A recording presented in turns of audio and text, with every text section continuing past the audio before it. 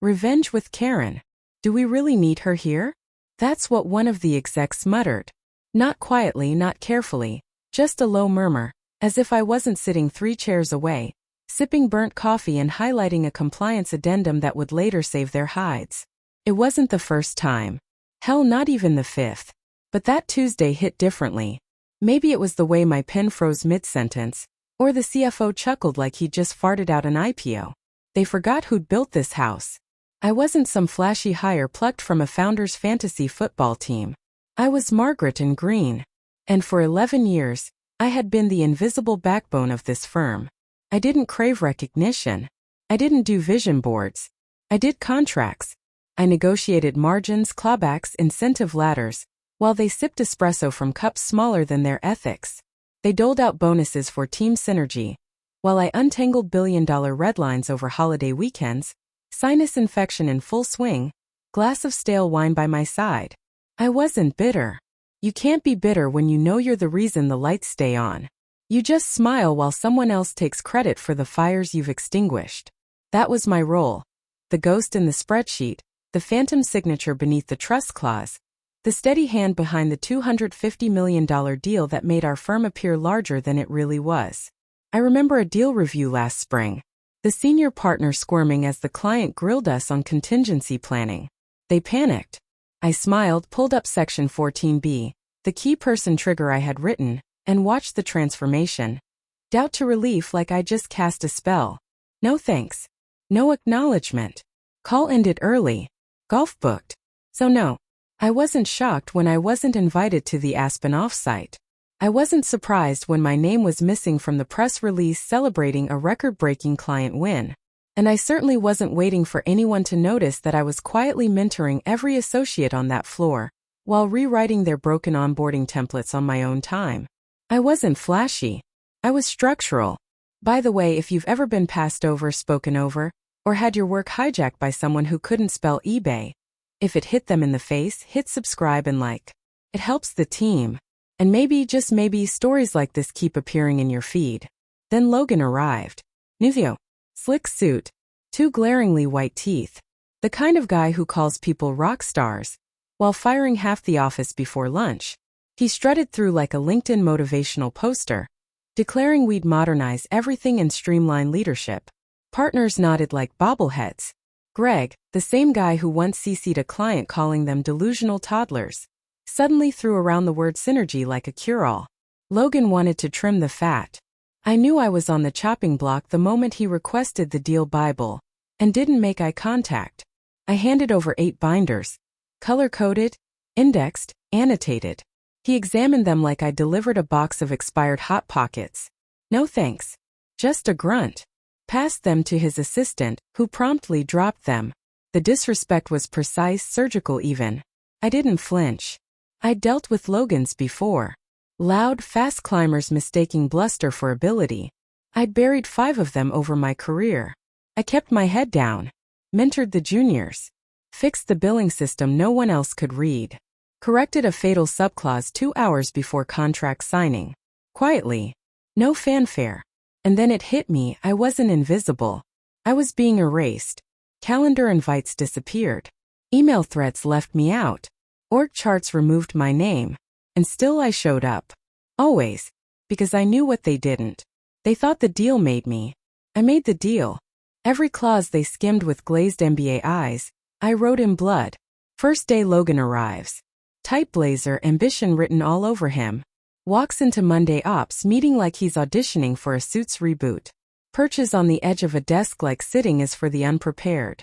Smug half smile. No questions about clients, compliance, or staff. Just buzzwords.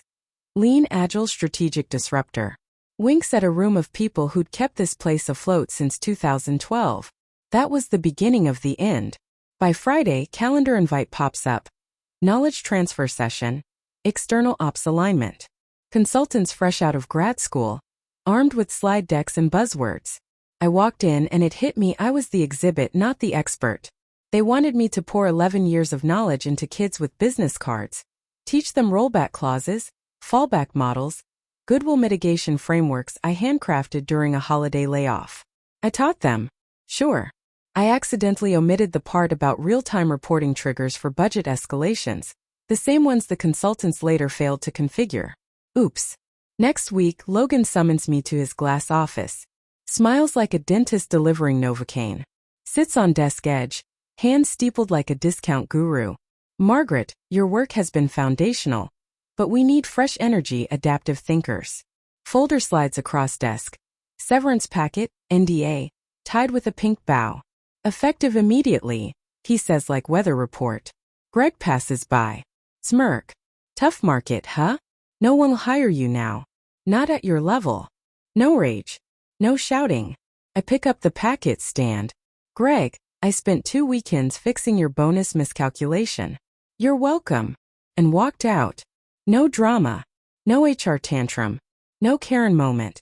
Just 3 things in my box: my mug, I run on caffeine and contracts, a bonsai tree I've kept alive since 2017, and a leather notebook, the original deal drafts. The good stuff. My stuff. Before legal watered it down. Junior analyst tried to hug me near the elevator. You'll do great. Keep your inbox clean and clauses cleaner, I said. Elevator opens. Badge deactivated before the garage. Silence. Security didn't so much as nod. I was gone. Logan probably thought he buried me in a Friday termination slot. Like some admin footnote. He didn't know what he'd done. He hadn't read what I wrote. That was mistake 1.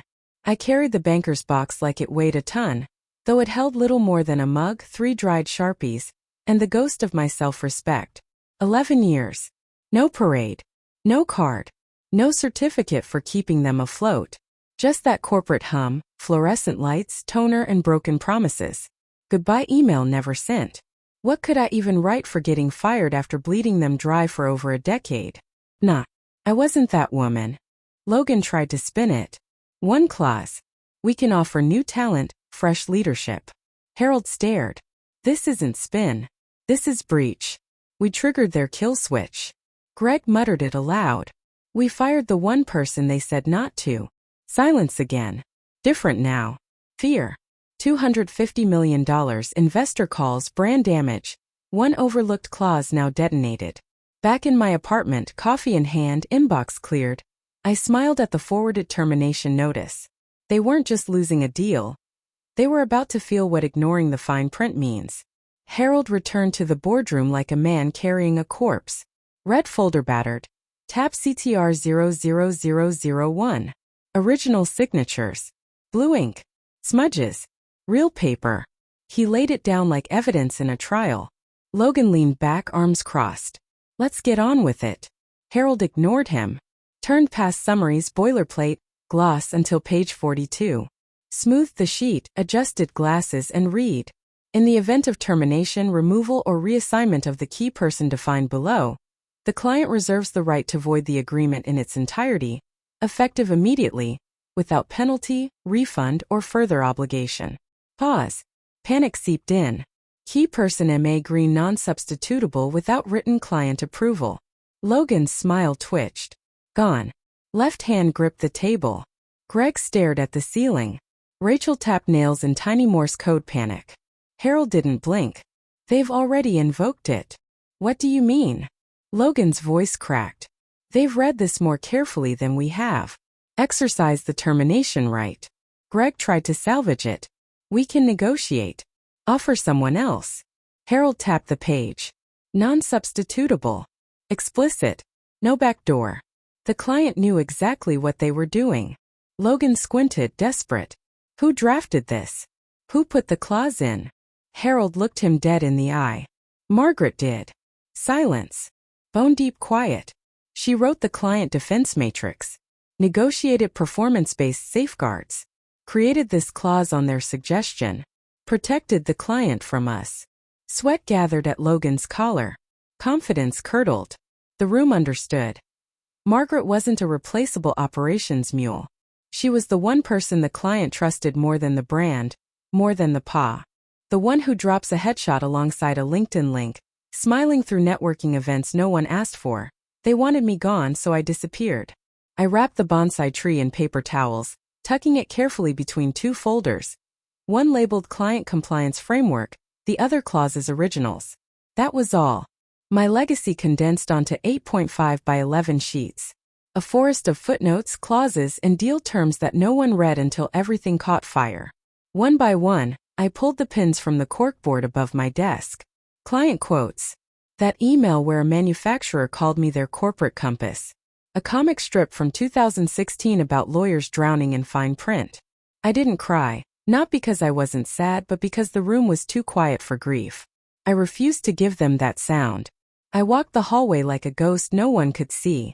People peeked over monitors, gave awkward nods like they were attending a retirement party they hadn't RSVP'd to. No one spoke. No one moved. Logan had installed a culture where empathy was inefficiency. Those who used to laugh at my terrible microwave popcorn vanished first. Then Mia arrived. Junior analyst, barely 25, who used to shadow me on those brutal client calls where stakes burned through the speakerphone. Sweet, sharp, raw potential untested by the heat of responsibility. Her eyes were wet. Margaret, you were the reason I raised a hand. Not harsh. Just final. Don't, I said. Keep your distance from the fire. They're still looking for someone to blame. She nodded, stiff and wide-eyed, like a kid who just saw the stove flare. Then the batch died. One step past the elevator sensor. And it blinked red, accusing me of theft I hadn't committed. Technically, everything I took I'd built from scratch. Late nights, missed holidays, midnight panic calls. You don't steal what you are. Jay, the security guard who used to hold the door when I arrived early on Mondays with 2 coffees and a migraine, didn't even look up. Phone in hand, I was already erased from the system. The elevator doors closed. No music. Just my breath echoing in tin. Outside, the air hit colder, sharper, like the building had held me hostage and now released me. The sky looked absurdly clean for what had just happened. A pigeon landed on my car hood and stared like it knew. I sat in the driver's seat, engine off, gripping the wheel like it might bite. I thought about calling someone, an old colleague, my sister, even the client, but didn't. I let the silence fill all the empty spaces my title once owned. That moment when something fractures inside you. Not the glass-shattering kind, but the hairline crack that shows weeks later when you drop your keys and cry in a grocery lot. That was me. Except I wasn't broken. I was processing. Deep in the dusty crawl space of my brain, a door creaked open. One I hadn't touched since pitching the contingency clause, the key person clause, the one nobody read but everyone signed. And just like that I remembered. I hadn't left empty-handed. They thought they buried me. They forgot I planted mines. The sun hadn't risen when the letter landed. Legal got it first. General counsel's inbox. Subject line boring enough to ignore. Notice of termination rights urgent. Beige corporate formatting. No caps, no exclamation mark. But inside, it was a bomb with no timer. Harold GC, 40 years in the game, irons his khakis, drinks decaf, adrenaline is liability, microwaving stale oatmeal in the break room, opened it. The first line didn't register. The third? That one stopped him cold. Per Section 14B of Agreement 8721 CTR 00001. This letter serves as formal notification of the client's right to terminate immediately upon involuntary removal of the named key person, M.A. Green. He read it twice. Dropped his spoon. 10 minutes later, he was in the conference room, blinds half drawn, poring over the firm's original hard copy contract. Blue ink, paper margin smudged with fingerprints, page 42, the clause I'd written. He called Logan. Voicemail. CFO. Voicemail. Oh, Rachel. Get everyone now. No agenda. Just get them in the room. By 7:45 a.m., the executive boardroom looked like a funeral with donuts. Nobody knew why they were there. Greg smirked, chewing his quesa, thinking he'd outsmarted anything. Logan arrived last, fashionably disheveled, smelling faintly of dry shampoo and tequila logic. He flopped into the head chair like a sitcom character lost in the wrong plot. Harold didn't waste time. Crinkled letter in hand, he read aloud, flat voice tightening with every word. Named key person M.A. Green. The room woke. Pause. Silence thick enough to pour over cereal. Section 14B, Harold replied, shoving the contract like a poker hand nobody wanted. Page 42, bottom half. Greg leaned, squinted. This can't be enforceable, he muttered, suddenly unsure. We've replaced staff before. Fired senior analysts. Harold tapped the page. Those weren't named. This one is. Key person M.A. Green. Non-substitutable without written client approval. Ironclad. Logan blinked, like someone had just questioned his Tinder profile. Who approved this? No answer. Nobody remembered the clause. Nobody read the fine print. When the deal was burning, I'd written the extinguisher. Redlined the original draft during a Sunday rainstorm. Logan posting thought leadership on Instagram. Now the client was pulling the pin. We have lost confidence in your firm's ability to uphold the agreement, specifically due to unauthorized termination of our protected key person. We are initiating the contract's early exit clause, effective immediately, unless otherwise addressed to our satisfaction. Satisfaction. It had my initials. Gunners.